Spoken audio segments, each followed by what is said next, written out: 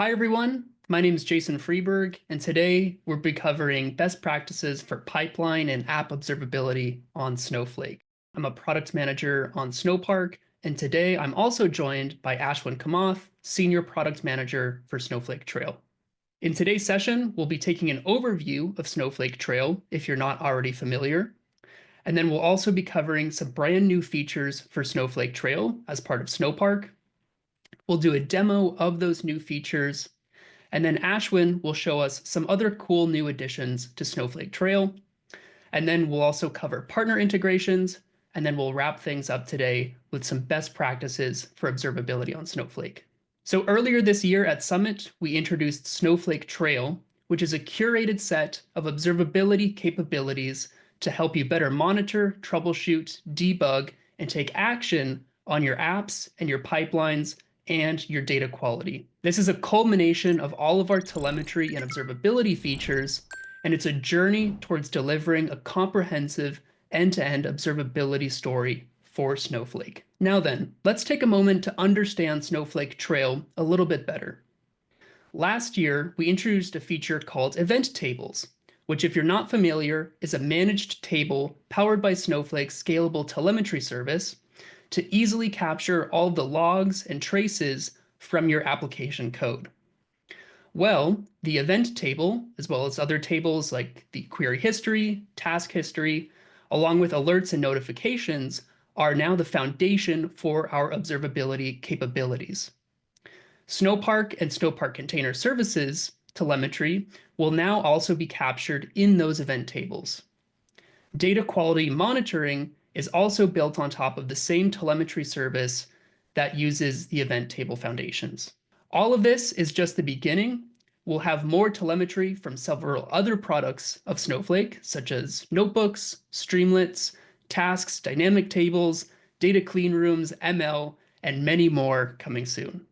So in today's session, we're going to focus a bit more on app and pipeline observability. Because Snowpark and Snowpark Container Services are the basis for app and pipeline development on Snowflake, we decided to start there and introduce new telemetry and observability capabilities to benefit you, the data engineers and data scientists using Snowflake. All right, now let's go over some of those new Snowpark observability features. By default, telemetry collection is turned off in your Snowflake account. To start collecting telemetry, you just have to enable a few settings.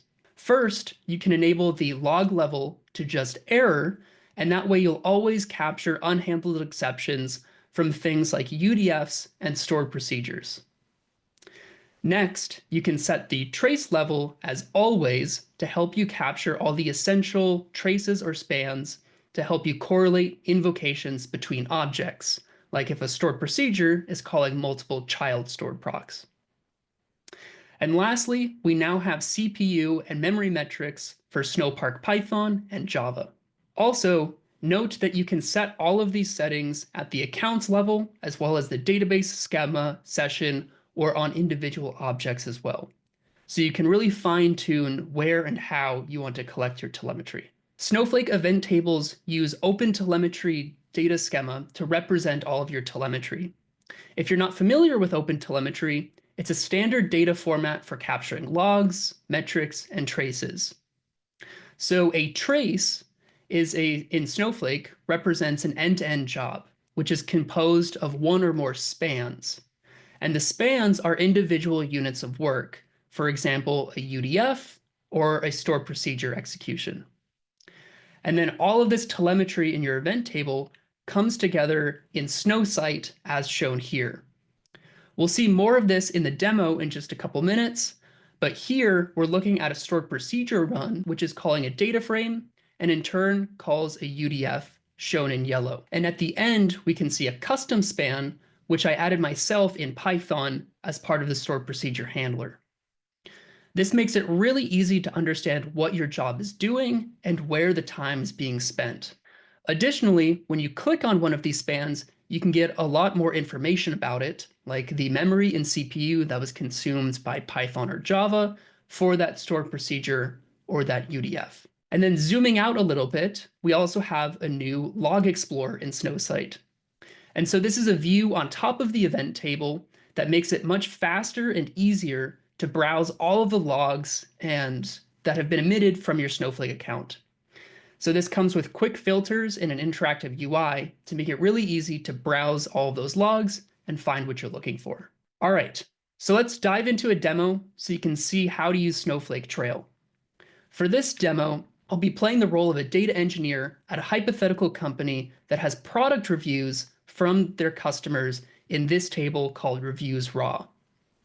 Then that data gets picked up as part of a scheduled task and runs through a sentiment analysis pipeline. Ultimately, that pipeline is going to call a UDF called getSentiment that's written in Python, and that will score the reviews based on a scale of 0 to 5.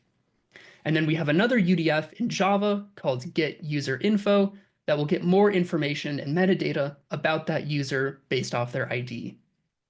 Then all of this data gets funneled into an output table, and from there, everyone else in our company can explore that cleaned data using Streamlit, Snowflake dashboards, or other tools. And then as this pipeline is running, I also have alerts and notifications set up. So when or if errors are emitted from this job, I can get alerted about that over email. All right, let's hop into Snowsight and see how this works. All right, so now we're in Snowsight, and we can see here that I'm looking at that new Log Explorer UI. You can get to this by going to Monitoring and then Traces and Logs. And now we're looking at every log that's been written to my accounts event table. So what I can do next is filter, say, by Python to find all of the Python logs in my account.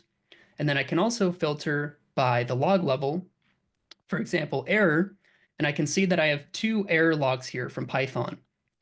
So if I click on one of these, we can get some more information about this, like the database and schema that this log came from. And then it also has a link to the query ID. And then a little farther down, we can see the actual log text. And it says here that I was unable to process this review where the user had this to say. So what I can do now is open this query ID here. And then this will probably look familiar if you've used Snowflake before. We're just looking at the query details and query profile view. And now you'll notice that there's a new tab here called Query Telemetry. So if I click on this, this is going to show all of the spans that were emitted from this job. So what we're looking at here is the stored procedure call at the top. And then this is a data frame call where we saved the output as a table. And then I have that Python UDF here, followed by that Java UDF. So if I click on one of these, like at the top here, I can get more information about this job. So we can see here, this is representing that process user reviews stored procedure. And then if I come over to span events, this is where I've attached some metadata to this job from Python as that job was running. And then I can also get those CPU and memory metrics for this job. So this is showing the memory over time, as well as the CPU consumed by the stored procedure. And then last but not least, I can also see all of the logs that were emitted from this job. And then continuing down just a little bit here, if I click on the next one, we can see here that this span represents that data frame operation here. So it shows me a little preview of the data frame code, the line number that it was written on, and then we can see here that this was executed from a notebook cell. And then if we go down a little bit further, we can see here that those 2 UDF spans are in yellow, and we can see that there are multiple instances of these UDFs. And that's because when you call a UDF on Snowflake, behind the scenes, Snowflake will create multiple instances of that UDF to parallelize the processing. And so we can see that happening here. Now we can also see that a couple of them executed faster. And it looks like these ones that finished in about 1.5 minutes each took in 5,000 rows, whereas these other instances took a little bit longer, about 3 minutes, because it looks like they were processing about twice the data. And then we can see down here, it's about the same story for that Java UDF. Now, just continuing down a little bit farther, we can see here that I have this custom span called report generation, because as that stored procedure was running, after I called those UDFs, I created a custom span to wrap around some Python code where I was generating a PDF report of that job and then writing that to a stage that I can send out to other folks at the company. So now let's go back into this Python UDF here, because remember, we saw that error in the log explorer. So now I'm going to come over to one of these instances, and then if I open up the logs, we can see here that there's two error logs where the UDF was unable to process some of that data. And I notice here that they both have these emojis in common. So that's probably a tip-off that my UDF is not processing emojis correctly. And then I can also see here the CPU and memory consumption for both of these. So these are both of my UDFs here. And I can see I've got the get sentiment UDF and the get user info UDF here. And then we're seeing a side-by-side comparison of their memory and their CPU over time. All right, now let's fix that emoji processing problem. So what I'm going to do now is hop over to a Snowflake notebook. And here I have a notebook cell with that get sentiment implementation. And then here I'm using Snowpark to register that UDF. So what I'm going to go ahead and do is just import this emoji package. And then I'm going to just simply find and replace any emojis for right now. That way I can just solve the problem quickly and continue with my work. So I'm going to run this cell here in my notebook, and then this is going to recreate that UDF as shown down here. And then we can see here in the output, it created that UDF with that filter for emojis. So now what I'll do is just rerun the whole sentiment analysis pipeline, and then I can double check to make sure that it runs end to end without any more error logs. As this pipeline was running, I had alerts and notifications set up. So if any errors were emitted from this job, I could get notified of that. And if we pop over to my inbox right here, we can see as that job's been running earlier today, I did in fact get a couple notifications here saying that my job processed user reviews, had emitted 30 error logs in the last 1 hour. And then that kicked off this email notification. And then we can see here it has a link to that job. So if I click on this, this is going to take me back to that query profile view. And then just like we did before, I can use the query telemetry UI to go through that same troubleshooting flow that we just saw in this demo. I hope you enjoyed that demo. Now I'm going to hand it off to Ashwin to tell us more about some new features coming to Snowflake Trail. Hello. So let's talk about what's new in Snowflake Trail. Jason spoke about metrics and logs and spans for Snowpark, but we are also excited to talk about metrics for Snowpark Container Services. As explained earlier, Snowpark Container Services is also a key component in building applications and services on Snowflake. And therefore, it's important for you to be able to consume metrics such as the system metrics, CPU, memory, GPU usage of your Snowpark Container Services. All of these metrics are also now available in your event table. While there is no Snowsite UI at the present, you can consume all of these metrics in any partner tool or open source tool of your choice, such as Grafana. Next, I would like to talk about serverless alerts. Much like the regular or standard alerts that you have, we also now have serverless alerts. What's different, if you notice on the definition of the alert here, is that you do not specify a warehouse, meaning this is efficiently allocated. The warehouse is efficiently allocated by Snowflake when the alert is executed on your behalf. So with this, you can run more cost-efficient alerts. Most common use cases are to use these alerts for sparse or rarely used alerts or alerts that run at a much larger frequency, such as 1 hour, once per day, etc. But you can use the combination of the standard alerts and serverless alerts to effectively stay on top of issues happening in your applications and services on Snowflake. Another interesting feature that we are excited to talk about is a default event table for all Snowflake accounts. Last year, when we launched event tables, many customers shared feedback that it is hard for them to consume event tables because some of them do not have permissions to create an event table. And so we decided to make it simple. Now, every single Snowflake account has a default event table created on behalf of the customer in their Snowflake database. As you can see here, it's available in the Snowflake database under the telemetry schema, and the table itself is called events. We also have included a default view on top of the table known as events underscore view. Now with these two, the table and the view, you are now easily able to ingest all those logs and spans and metrics into this table to consume them on day zero. Next, let's talk about a much anticipated feature that many of you have asked for, event tables for databases. As you know, today the event table is at the account level, meaning you can have one event table for the entire account and all events, metrics, logs, and spans all go to that single event table at the account level. But many of you requested access to have multiple active event tables in an account so that you have the choice of isolating events by either database or by applications or even by data pipelines. So we are excited to introduce event tables for databases. With an easy command such as alter database, set event table, now you can set an active event table for a database.